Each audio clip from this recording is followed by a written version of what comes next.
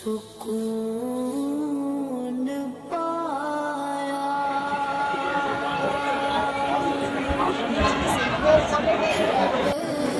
कसी में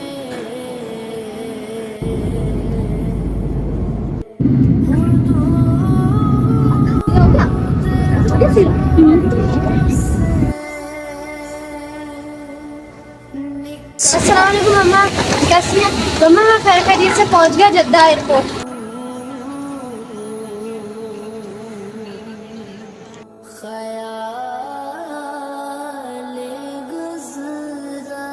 हमारी फ़्लाइट थी सुबह 10 बजे की और तकरीबन हम 6 बजे जो है एयरपोर्ट पे पहुंच गए थे। हम लोग ट्रैवल करने लगे थे Karachi till Jeddah Saudi Arabian airlines से, क्योंकि पाकिस्तानी एयरलाइंस का जो हाल सुना था सो वी डिसाइडेड कि हम लोग सऊदी एयरलाइंस चूज़ करते हैं।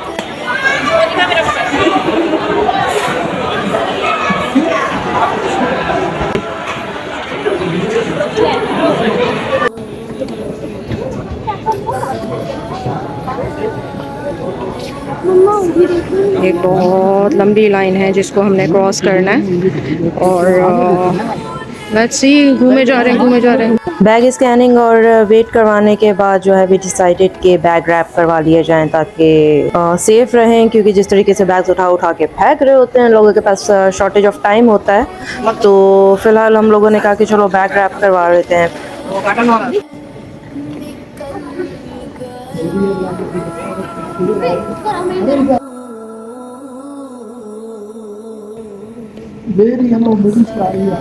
बहुत सारी जगहों पे कैमराज अलाउ नहीं होता, तो वहाँ पर एक ऑफिसर ने मुझे कहा कि don't use the camera, so I said sorry. Rest of ये है कि हम बैठने का भी हमें टाइम नहीं मिला था। एहराम हम लोग घर से करके ही निकले थे, क्योंकि उम्रा की ऑब्वियस हम लोगों ने नियत की हुई थी। रास्ते में जो है वैसे भी जहाँ पर मिकात आपका आता है वहाँ पर एयरलाइंस अनाउंस कर देती है कि आपका मिकात टाइम है, जिसको एहराम यहाँ से करना है वो एहराम कर लें, पर रेस्ट बेहतर यही होता है कि आप घर से एहराम करके निकलें।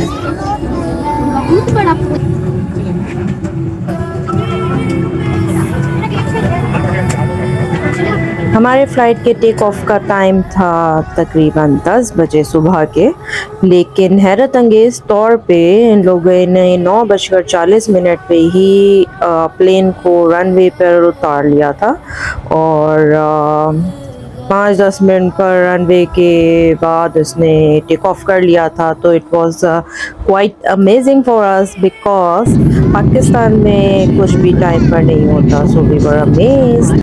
और ये था हालिम और आयशा का हाल। मैं सच बता रहा हूँ, वीडियो नहीं है।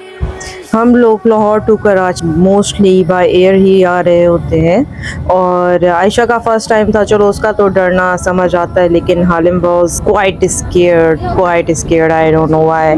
और एक्चुअली मसला ये भी था ना कि इंटरनेशनल फ़्लाइट थी, तो काफ़ी हाइट पे जाने के बाद हमारा प्लेन हुआ था सीधा, तो कान तो वैसे ही बंद रहते हैं, समझ से बाहर होता है।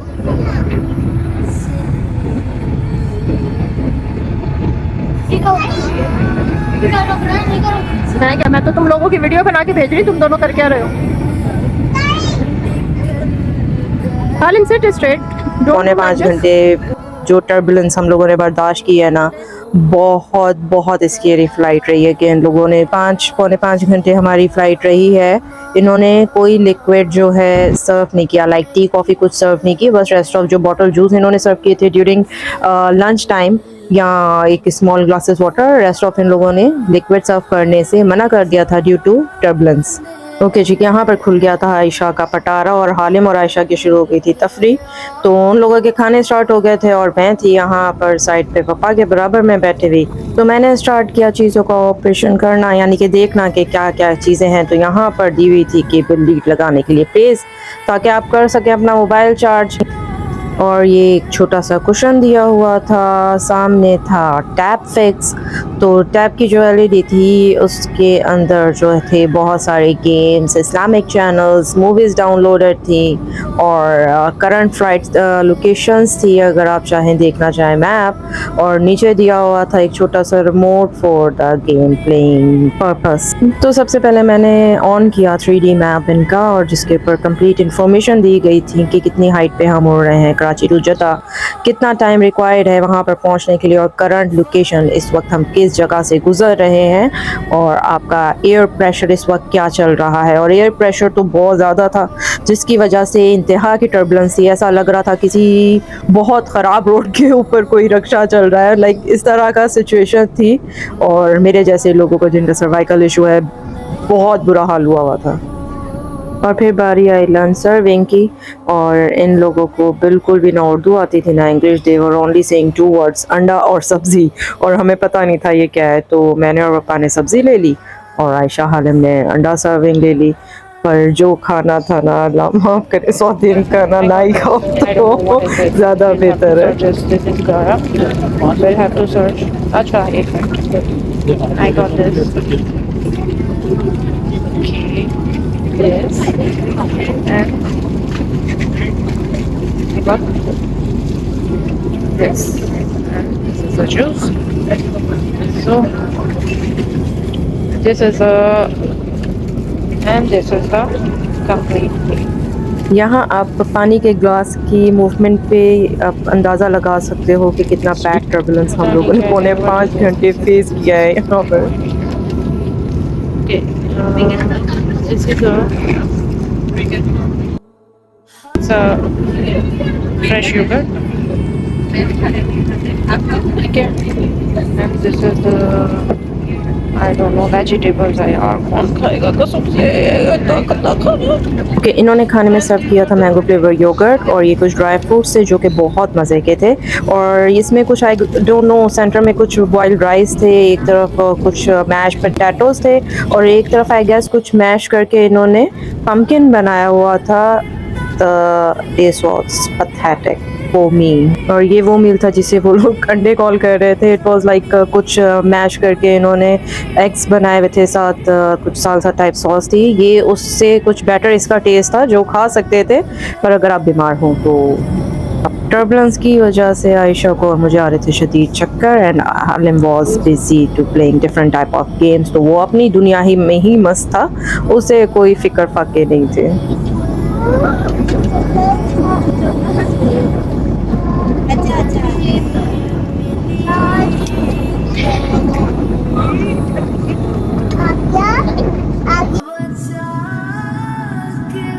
और अल्लाह अल्लाह करके किसी तरीके से पौने 5 घंटे हमारे ख़त्म हुए, और जिस तरीके से ज़मीन करीब आने लगी हमें आया बहुत ज़्यादा मज़ा, और शुक्र अदा किया हमने अल्लाह का कि खैर खैरियत से हम लोग पहुँच गए अपनी मंजिल पर। अस्सलाम वालेकुम मम्मा, कैसी हैं? मम्मा मैं खैर खैरियत से पहुंच गया जद्दा एयरपोर्ट। अभी आप टेंशन में नहीं आए। माशाल्लाह जद्दा एयरपोर्ट बहुत खूबसूरत बनाया गया है, और कुछ बहुत ही बड़ा है ये एयरपोर्ट। चलते चलते चलते वैसे ही बंदा थक जाता है, तो उन लोगों ने लोगों की कन्वीनियंट के लिए ये सफरिंग शटल्स अंदर चलाए हैं जिसमें बैठ के आप इजीली एक जगह से दूसरी जगह क्रॉस कर लेते हैं इन द एयरपोर्ट। तो वहाँ पर डायरेक्ट इस शटल में बैठ के हम लोग उतरे थे कन्वेयर बेल्ट के पास, जहाँ से हमें पिक करना था अपना सामान। और ये था जद्दा एयरपोर्ट जिसमें डिफरेंट कलर्स थे और बहुत हसीन, और ये देखकर तो इंसान वैसे मिसमराइज हो जाए जो इन्होंने यहाँ पर इतना बड़ा एक्वेरियम बनाया हुआ है और डिफरेंट टाइप ऑफ फिशेस है। मतलब बंदा बहुत रिलैक्स हो जाता है ये देखकर।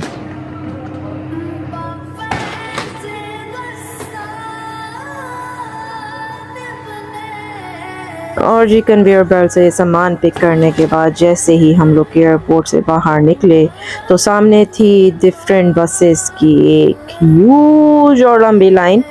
पर हमारा तो ऑलरेडी हर जगह पे और बुकिंग्स थी हमारे एजेंट के थ्रू और सलान भाई के थ्रू, हर जगह हमारा साथ दिया है। तो उसके बाद हम लोग पहुंच गए अपने रिक्वायर्ड बस के पास जो कि थी बस माँ। उसमें हम लोगों ने अपना सामान लोड किया और हम लोग निकल पड़े अपने होटल की जानिब। हालिम, आपकी मम्मा, अंकल, बैठ गए आप लोग बस में भाई? मनीष भाई जी बैठ गए भाई? सब ओके है अल्हम्दुलिल्लाह। अच्छा, यहाँ पर ये होता है कि जो आपकी बसेस हैं वो बहुत सारी, यानी कि उनके पास लोग होते हैं, मुसाफिर होते हैं जिन्हें उन्होंने ड्रॉप करना होता है। जब से यही बोली जा रही है क्या क्या गाड़ियाँ हैं। तो वो जगह जगह होटल्स पे रुक के उनको ड्रॉप करते करते करते आपको आपकी मंजिल पे या आपके रिक्वायर्ड होटल के सामने ड्रॉप ऑफ करते हैं। हालिम तो यहाँ पर गाड़ियाँ देख देख के पागल हो ही जा रहा है कि कौन कौन सी गाड़ियाँ हैं यहाँ पर। इसको बोलिए गाड़ियाँ। वो अभी तो हम वो कौन से शहर से निकले?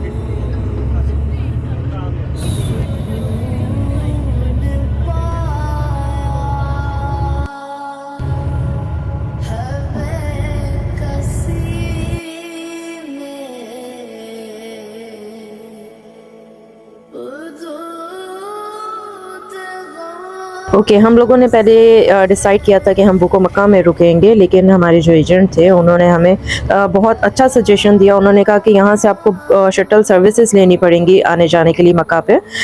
तकरीबन 15 से 20 मिनट का रास्ता होता है या 10 से 15 मिनट का, तो आपको वहाँ पर ट्रैवल करना पड़ेगा। तो नियर बाय जो है उन्होंने होटल हमें करवा के दिया था, जहाँ पर हमारा 15 से 20 मिनट का सिर्फ वॉकिंग डिस्टेंस था। ओके, ये था हमारा होटल माथर, और जो कि वैसे तो कैप्चरिंग में या बहुत हसीन लग रहा है, लेकिन उस वक्त रश देखकर और रूम देखकर हम लोगों के सबके दिमाग भग से उड़ गए। मतलब हमें बिल्कुल समझ नहीं आया था कि, और ऊपर से था भी 11th फ्लोर पे हमारा रूम। अभी तो बहुत हसीन लग रहा है, लेकिन बहुत बुरे हालात थे, हमें समझ में नहीं आया था। लेकिन फिर हम मरते क्या ना करते कि मुसद्दक में हम लोगों ने फ़िलहाल एहराम में थे अपना, हम लोगों ने सिर्फ अपना सामान डंप किया यहाँ पर और वॉशरूम वगैरह वज़ू वगैरह किया, बस उसके बाद हमने चाय बना के पिए, थोड़ा बहुत कुछ खाया है, बेकरी आइटम थोड़े से साथ लेके गए थे, और बस उसके बाद हम लोग ने बस उम्रा की नियत थी तो निकल पड़े थे उम्रा के लिए। और ये था हमारा वॉकिंग डिस्टेंस, यानी कि यहाँ से हम लोग निकले थे अपने होटल से, और सामने ही आपको निकलते साथ ही नज़र आ रहा होता है मक्का टावर या क्लॉक टावर, जो भी आप कह लें उसे। और बस वॉक करते करते करते हम लोग पहुँच गए थे उम्रा की अदायगी के लिए। लोग कहते हैं कि काबे के ऊपर नज़र पड़ते साथ ही आपके आंसू रवा हो जाते हैं, लेकिन आप यकीन करें कि मुझे आज तक नहीं समझ आई अपनी वो फीलिंग्स कि बस हम बिल्डिंग से नीचे उतरे हैं अपने, और मेरे आँखों से जो आंसू जारी हुए हैं, और आप यकीन करें हिचकियाँ मेरी ऐसी थी कि मैंने अपने मुंह पे हाथ रखा हुआ था और मैं अपने दिमाग में सोच रही थी कि मैं रो क्यों रही हूँ, और वो वाली फीलिंग्स आप नहीं एक्सप्लेन कर सकते। और जब आपने काबे को देखा है तब जाके मेरे आंसू रुके थे। बहुत रश था, बहुत रश था, लेकिन अल्हम्दुलिल्लाह अल्हम्दुलिल्लाह उम्रा हमने बहुत अच्छे से अदा किया है। एंड थैंक्स टू अरसलान भाई कि उन्होंने हमारा जगह जगह पे बहुत ख्याल रखा है और बहुत साथ दिया था।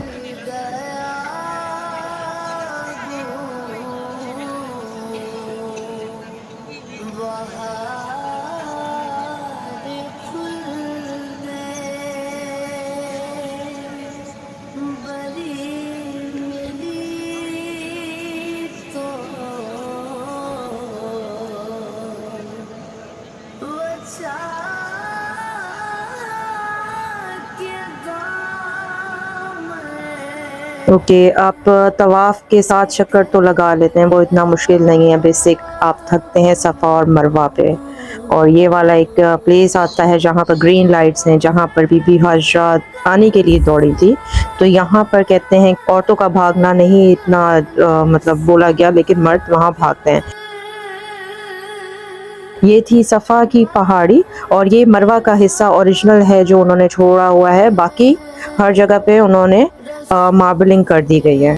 कि यहाँ पर बहुत अच्छा सिस्टम ये है कि इन्होंने जगह जगह पे ज़मज़म के कूलर्स रखे हुए हैं कि अगर आप थक जाएं या आपको प्यास लगे तो आप वहाँ पर रुक के बैठ के सुकून से आब ज़मज़म ठंडा पी सकते हैं, और आप अगेन से रिफ़्रेश हो जाते हैं दोबारा से। आप बिल्कुल न्यू होते हैं तो आपको पहला उम्रा करने में आपके 5 से 6 घंटे कहीं पे भी नहीं गए उम्रा की हर अरकान की अदायगी करने के लिए। तो वहाँ से थकने के बाद पाँव ऐसे हो गए थे कि आप लोग सोच भी नहीं सकते। उसके बाद लग रही थी शदीद भूख, तो ढूंढते ढूंढते हालिम को तो चाहिए था अलबेक और हमने खाया अलताजज। तो आज का व्लॉग फ़िलहाल यहीं पर ख़त्म करते हैं। ये था हमारा डे 1। कनेक्ट रहिए हमारे साथ ताकि उम्रा के बाकी व्लॉग्स भी आप हमारे साथ एंजॉय कर सकें। काइंडली डू सब्सक्राइब और लाइक बटन ज़रूर दबाइएगा। मैं हूँ बिनिश उमर, मिलते हैं नेक्स्ट व्लॉग में। अल्लाह हाफ़िज़।